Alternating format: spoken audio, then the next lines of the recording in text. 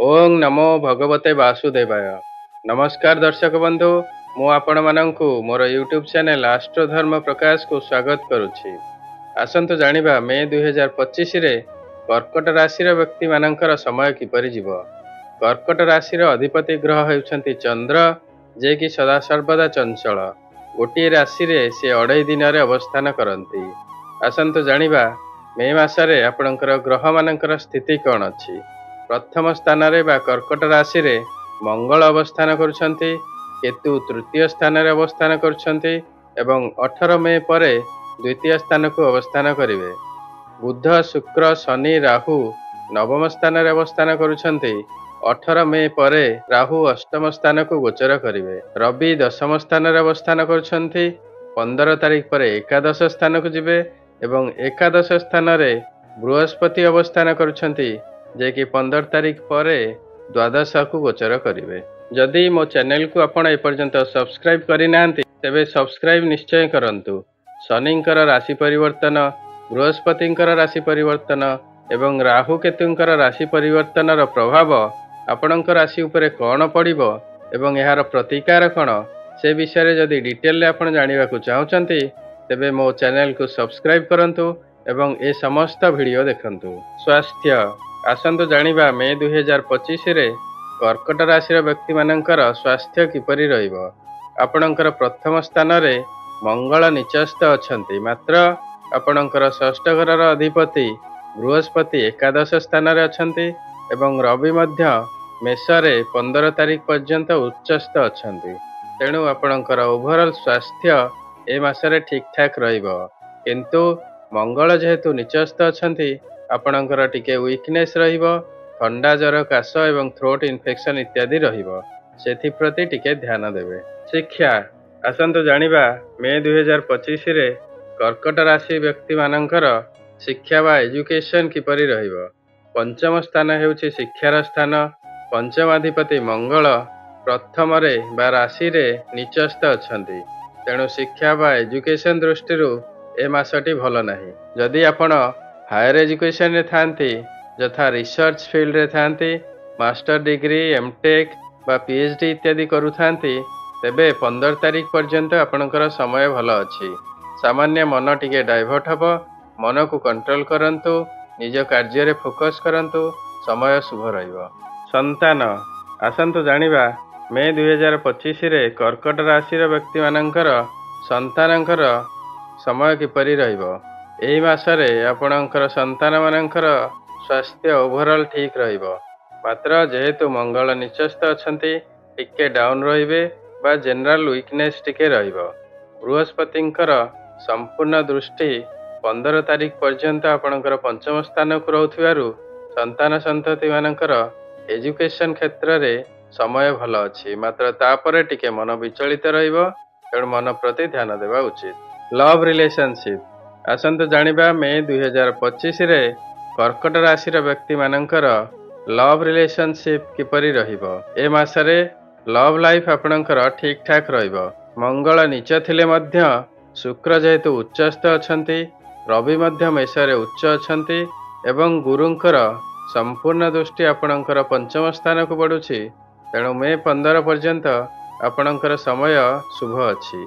तापरे टिके mind divert हेइ पारे, मनमालिन्य देखा देइ पारे। जदि एपरि सिचुएशन हेउछि ताले ताकू अवॉइड करिया पई कि चेष्टा करंतु। 18 मे परे राहु कुंभ राशि को चलन कला परे समय सुधुरी जीवो।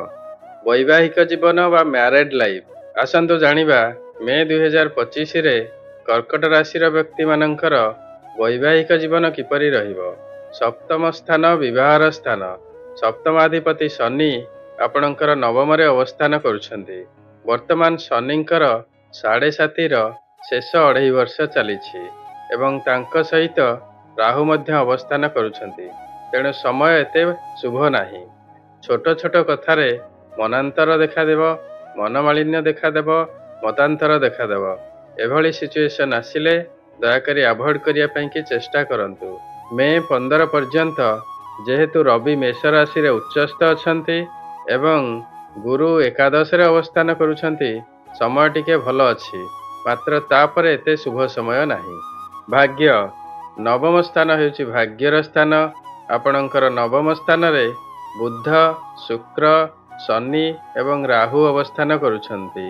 ଶୁକ୍ର ଉଚ୍ଚସ୍ଥ ଥିଲେ ମଧ୍ୟ ବୁଧ ନୀଚ ଅଛନ୍ତି, ଶନି ଅଶୁଭ ଅଛନ୍ତି ଏବଂ ସାଥିରେ ରାହୁ ଅବସ୍ଥାନ କରୁଛନ୍ତି। ତେଣୁ ଭାଗ୍ୟ ଦୃଷ୍ଟିରୁ ବର୍ତ୍ତମାନ ଆପଣଙ୍କର ସମୟ ଏତେ ଭଲ ନାହିଁ। ମେ 15 ପର୍ଯ୍ୟନ୍ତ ଭାଗ୍ୟାଧିପତି ଗୁରୁ ଏକାଦଶରେ ଥିବାରୁ ସମୟ ଟିକେ ଭଲ ରହିବ। ମାତ୍ର ତାପରେ ଆପଣଙ୍କର ଖର୍ଚ୍ଚ ବଢ଼ିବ, ମାନସିକ ଦୁଶ୍ଚିନ୍ତା ମଧ୍ୟ ବଢ଼ିବ। ତେଣୁ ବର୍ତ୍ତମାନ ଆପଣଙ୍କର ଭାଗ୍ୟ ଦୃଷ୍ଟିରୁ ସମୟ ଏତେ ଭଲ ନାହିଁ। କ୍ୟାରିୟର, ଚାକିରି ବା କର୍ମକ୍ଷେତ୍ର। ଆସନ୍ତୁ ଜାଣିବା ମେ 2025ରେ କର୍କଟ ରାଶିର ବ୍ୟକ୍ତିମାନଙ୍କର କ୍ୟାରିୟର ବା କର୍ମକ୍ଷେତ୍ରରେ ସମୟ କିପରି ରହିବ। ଦଶମ ସ୍ଥାନ ହେଉଛି କ୍ୟାରିୟର ବା କର୍ମକ୍ଷେତ୍ରର ସ୍ଥାନ। ଦଶମାଧିପତି ମଙ୍ଗଳ ପ୍ରଥମ ସ୍ଥାନରେ ନିଚସ୍ଥ ଅଛନ୍ତି, କିନ୍ତୁ ଦଶମ ସ୍ଥାନରେ ରବି ଯେହେତୁ ଉଚ୍ଚସ୍ଥ ଅଛନ୍ତି ଏବଂ ଗୁରୁ 15 ତାରିଖ ପର୍ଯ୍ୟନ୍ତ ଏକାଦଶରେ ଅବସ୍ଥାନ କରୁଛନ୍ତି, ତେଣୁ ଏ ମାସରେ 15 ତାରିଖ ପର୍ଯ୍ୟନ୍ତ ଆପଣଙ୍କର କର୍ମକ୍ଷେତ୍ରରେ ବା ଅଫିସରେ ବା କାର୍ଯ୍ୟକ୍ଷେତ୍ରରେ ସମୟ ଭଲ ରହିବ। ଏହି ସମୟ ଭିତରେ ଆପଣ ଯାହା ଇମ୍ପୋର୍ଟାଣ୍ଟ ଡିସିସନ୍ ନେବାର ଅଛି ବା କିଛି କାର୍ଯ୍ୟ କରିବାର ଅଛି କଲେ ସୁଫଳ ମିଳିବ। ମାତ୍ର ମେ 15 ପରେ ଆପଣଙ୍କର କାର୍ଯ୍ୟକ୍ଷେତ୍ରରେ ସମୟ ଏତେ ଶୁଭ ନାହିଁ। ବିଜନେସ୍ ବା ବାଣିଜ୍ୟ ବ୍ୟବସାୟ। ଆସନ୍ତୁ ଜାଣିବା ମେ 2025ରେ କର୍କଟ ରାଶିର ବ୍ୟକ୍ତିମାନଙ୍କର ବାଣିଜ୍ୟ ବ୍ୟବସାୟ ବା ବିଜନେସ୍ କ୍ଷେତ୍ରରେ କିପରି ସମୟ ରହିବ। ଆପଣଙ୍କର ଧନାଧିପତି ରବି ମେଷରେ ଉଚ୍ଚସ୍ଥ ଅଛନ୍ତି, ଭାଗ୍ୟାଧିପତି ଗୁରୁ ଏକାଦଶ ସ୍ଥାନରେ ଅଛନ୍ତି, ଆୟ ଏବଂ ଲାଭାଧିପତି ଶୁକ୍ର ଭାଗ୍ୟ ସ୍ଥାନରେ ଉଚ୍ଚସ୍ଥ ଅଛନ୍ତି। ତେଣୁ ବ୍ୟବସାୟ ବାଣିଜ୍ୟ ଦୃଷ୍ଟିରୁ ମେ 15 ପର୍ଯ୍ୟନ୍ତ ସମୟ ଅତ୍ୟନ୍ତ ଶୁଭ ଅଛି। ମାତ୍ର ତାପରେ ଗୁରୁ ଯେହେତୁ ବ୍ୟୟ ସ୍ଥାନକୁ ଚଳନ କରିବେ ଏବଂ ଶନି ମଧ୍ୟ ଅଶୁଭ ଅଛନ୍ତି, ସାଥିରେ ରାହୁ ଅବସ୍ଥାନ କରୁଛନ୍ତି, ତେଣୁ ସମୟ ଏତେ ଭଲ ପଡ଼ିବ ନାହିଁ। ମାତ୍ର 18 ମେ 2025ରେ ରାହୁଙ୍କର କୁମ୍ଭ ରାଶିକୁ ଚଳନ ହେଲା ପରେ ସମୟ ଟିକେ ସୁଧୁରିବ। କର୍କଟ ରାଶିର ଘାତ ବାର ହେଉଛି ବୁଧବାର, ଘାତ ଚନ୍ଦ୍ର ହେଉଛି ସିଂହ ଚନ୍ଦ୍ର, ଘାତ ତିଥି ହେଉଛି ଷଷ୍ଠୀ ତିଥି ଏବଂ ଘାତ ନକ୍ଷତ୍ର ହେଉଛି ଅନୁରାଧା ନକ୍ଷତ୍ର। ଏହି ଦିନମାନଙ୍କରେ ଅଘଟଣ, ଦୁର୍ଘଟଣା ବା ଅଶୁଭ ହେବାର ସମ୍ଭାବନା ଥାଏ, ତେଣୁ ସାବଧାନତା ଅବଲମ୍ବନ କରିବେ। କର୍କଟ ରାଶିର ଶୁଭ ବାର ହେଉଛି ସୋମବାର, ଶୁଭ ରଙ୍ଗ ହେଉଛି ସିଲଭର କଲର, ଶୁଭ ରତ୍ନ ହେଉଛି ମୁକ୍ତା ରତ୍ନ ଏବଂ ଶୁଭ ଧାତୁ ହେଉଛି ରୂପା ଏବଂ ଶୁଭ ଅଙ୍କ ହେଉଛି 7 ବା 7ର ଶୃଙ୍ଖଳା ଯଥା 16, 25, 34, 43 ଏବଂ 52। ଆପଣଙ୍କର ଦୈନନ୍ଦିନ ଜୀବନରେ ଏହାର ସଦୁପଯୋଗ କରନ୍ତୁ ଏବଂ ଶୁଭ ଫଳ ପ୍ରାପ୍ତି ହୁଅନ୍ତୁ। ପ୍ରତିକାର।